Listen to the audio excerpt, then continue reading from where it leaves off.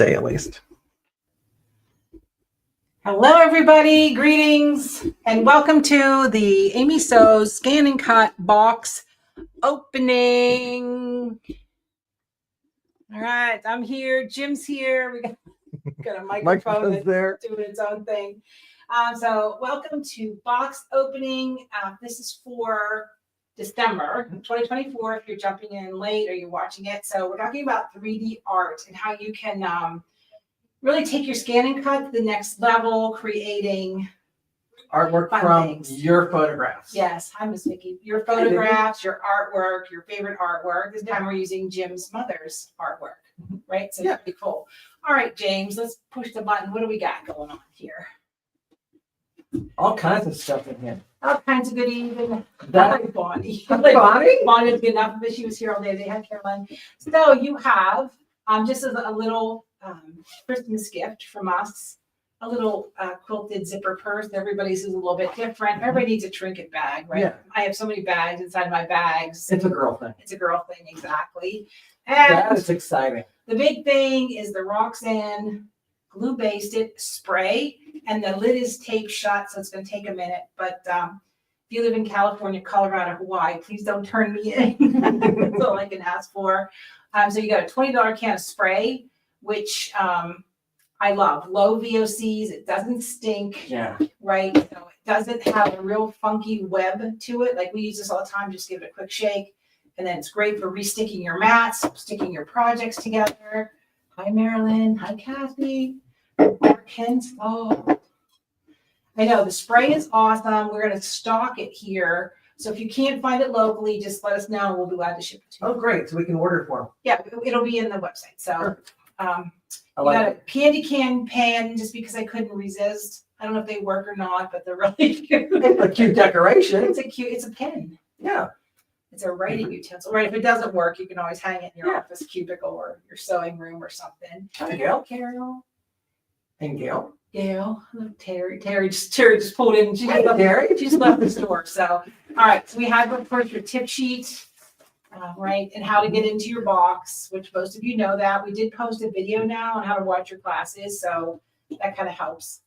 A Sharpie pen, because you're going to need it. Mm-hmm. We want to make sure you had one, and little lifty dots, Yeah. spacing dots, Spacer dots some sort of dots. Yeah. Oh, hi, Connie. I'm glad you for found our out. project. And what else we got? Jim, you can explain. And we got artwork. So for your first attempt at doing this, we have the pre-printed artwork on photo quality paper. Yep. So you don't have to worry about doing a printout. You can actually you'll learn the technique using my mom's artwork. And I came up with a technique how you could take this, how to divide it up, plan out how to do the dimensional cuts. Should we show them the finished one? Yes. Oh, this is the finished one. That's the finished one. Oh, wow. Look at That's that. the finished one. Right there. So, I mean, it looks very 3D now. So, basically, what you'll be learning is how to take your photographs of anything and how to go and determine where to make the cut lines so you can determine how to position all the different pieces of parts to make it look even more three-dimensional. Right. And that's like, this is your test drive, so Yeah. to speak, right? So you can see where the foam dots come into play. You could put this in a greeting card if you want to, because you can't really smash it, so to speak. Yeah. But Or like a little gift box. And then we'll go over a little bit like how instead of, you don't want to use the spacers, if you want to use like double stick tape and make your own little foldable hinges so that it would fold flat. right, That's a little more advanced. Right. But I thought baby steps we should do baby stuff. dimensional, please. Right. And they got the clear sheet protectors, not just to put the paperwork in. It's for part of the technique that we'll go over next week. Right. So that they're gonna use that in their scan and cut Right. to generate the images to cut.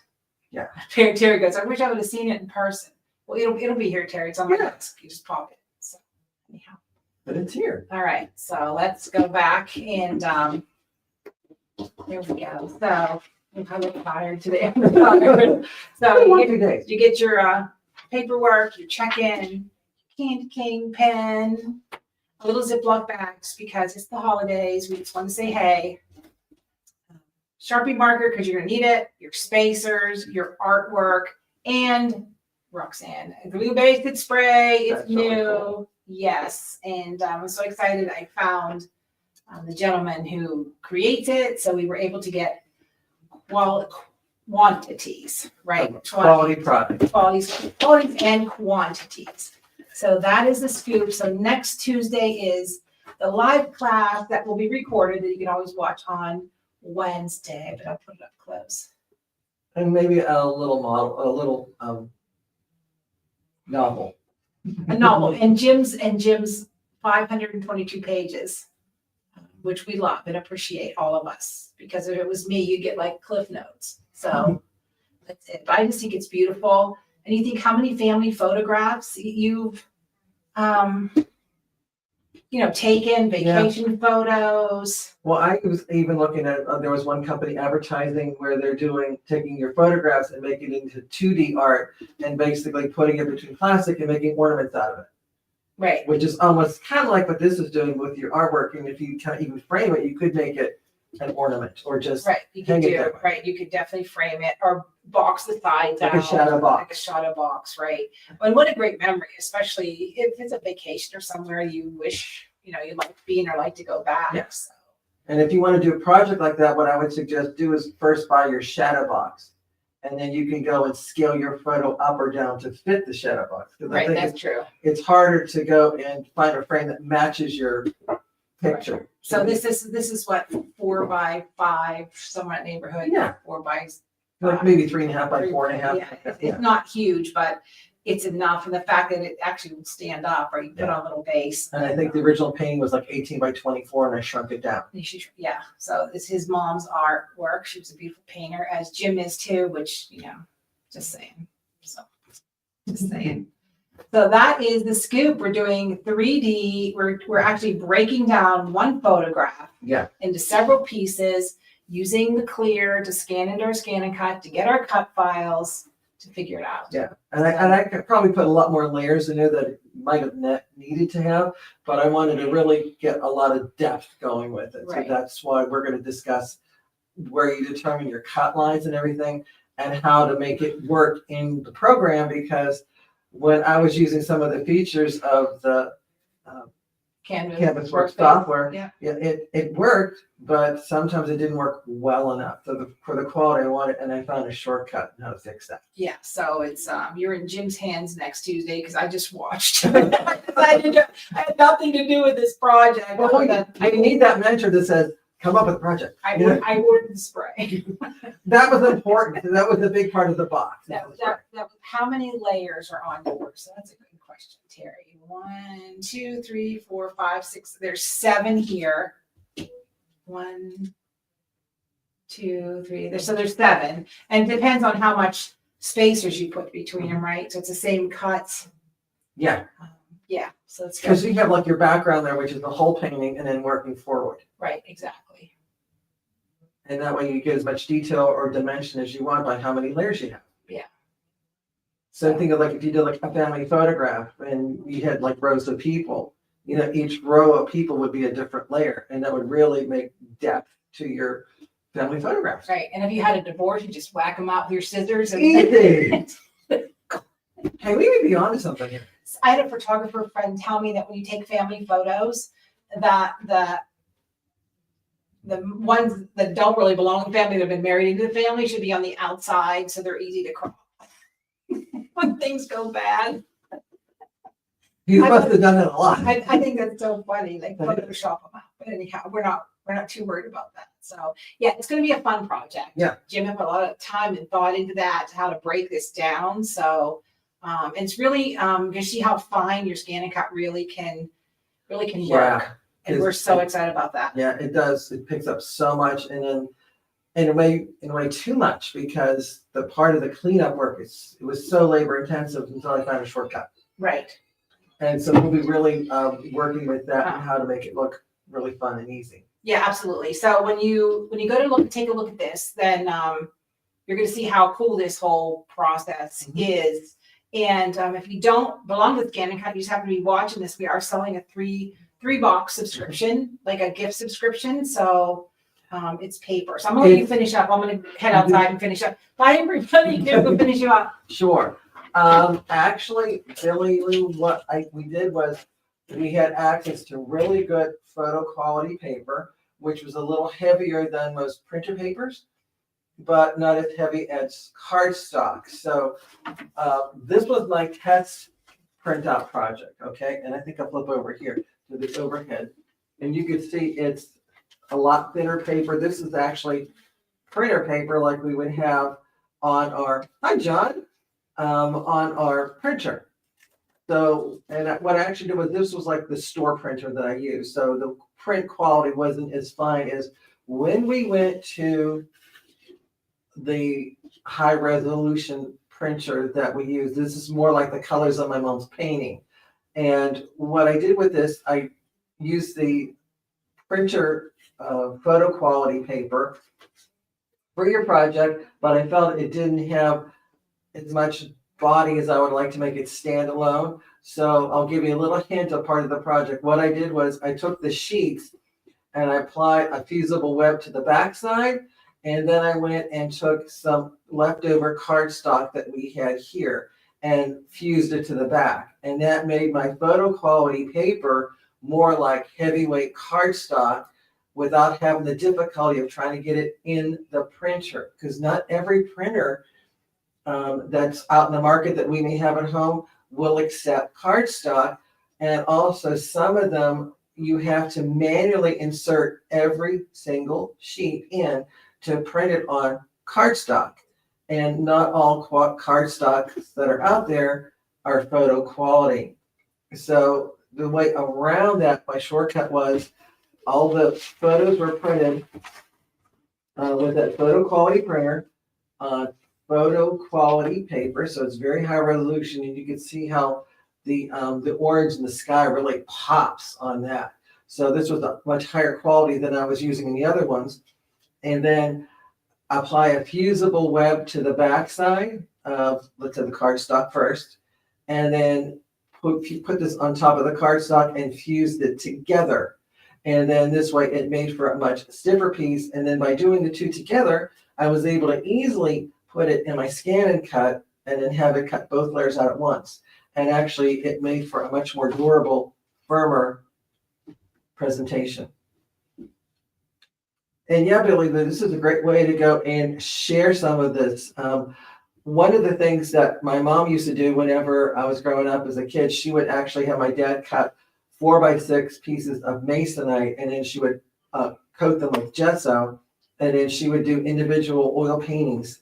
And then that was the Christmas card that everybody got that year. So instead of a little paper one that may end up in the trash, they got a piece of art.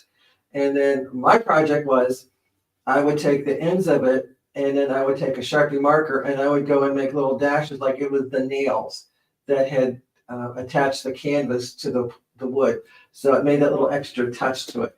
And that kind of was the inspiration this year with the holidays coming up. I thought, what if I take a winter scene and do that? So I picked this one out because it was an easier one to do of my mom. And it had some kind of definite lines that I thought it'd be easy to discuss how you're going to look at your own artwork. So for Billy, if you look at like one of your mom's, you can go ahead and then determine where the lines of cutting will be to get the 3D depth. And yeah, Billy, you can use like a jet ink printer.